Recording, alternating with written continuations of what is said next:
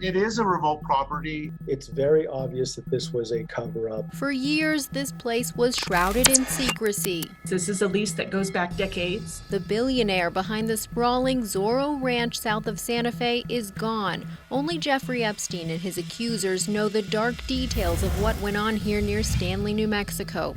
Records show Epstein and the Zorro Trust bought the ranch from the Gary King family, then built his 33,000 square foot mansion there in the 90s. And since 1993, the Epstein Trust had state lease agreements for grazing cattle on public lands near his mansion.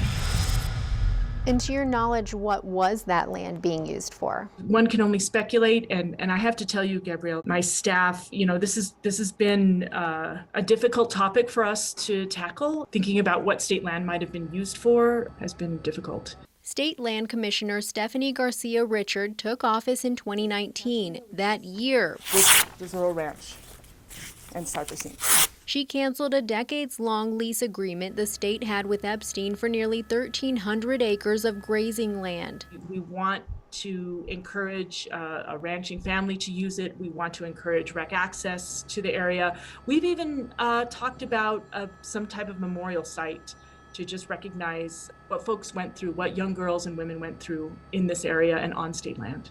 But as Garcia Richard explains, there's still a problem. It's the inaccessible, landlocked state land.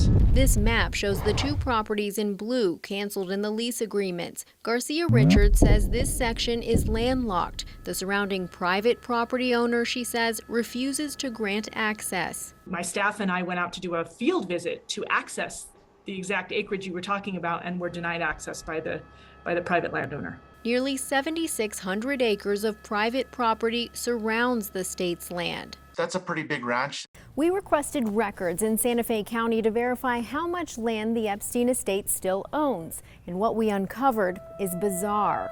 A deed filed with Santa Fe County in October 2020 transferring the Zorro Ranch from Epstein's company Cypress Inc. to Love and Bliss, a nonprofit church, for $200. So why would the Epstein estate sign over this land to a Florida church for just $200? We dug deeper to find out.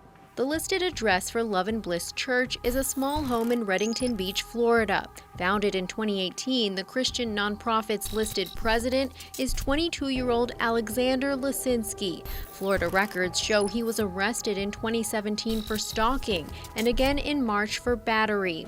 The Love and Bliss deed, stamped with a notary and Epstein's signature, states the document was created in April of 2019. My name is Gabrielle Burkhardt. I'm a reporter in Albuquerque, New Mexico. A Florida address for the attorney listed on the deed instead turns up as a realty office on Google. How long have you guys had this phone number? And the New York phone number on the deed sent us to a Jack DeWitt food broker office who says they've had the same number for 60 years.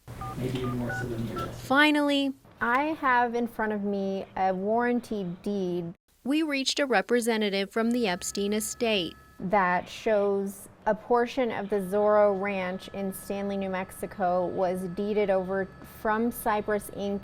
to a Love and Bliss church based out of Florida. It's the same people that filed the fraudulent warranty deed in Florida. It turns out Love and Bliss filed a fake deed in Florida for Epstein's Palm Beach mansion, hindering the estate's push to sell the property. Court documents show a Florida judge found the deed there invalid and unenforceable. In violation of the court's final judgment, a second fraudulent deed was filed under the name Hung Shung Lee. Love and Bliss was directed to cease and desist. They don't have any claim on this property either. Here's First Judicial District Attorney Mary Carmack Altwies. There is absolutely recourse for filing a fraudulent deed. She explains deeds are filed with the county clerk's office, but it's not the clerk's job to verify if the document is real. That was really supposed to be the notary's job.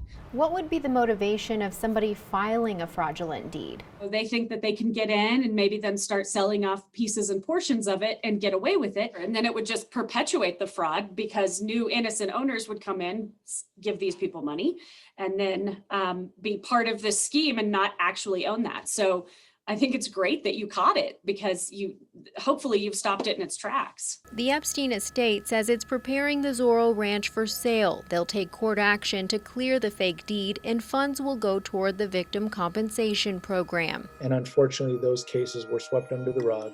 New Mexico Attorney General Hector Baldetta says Epstein was able to hide out here.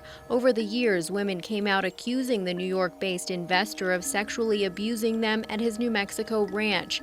In 2008, Epstein pled guilty in Florida for soliciting a minor for prostitution, but he never faced charges in New Mexico. By the time I inherited the case, you're talking about generations of time had passed.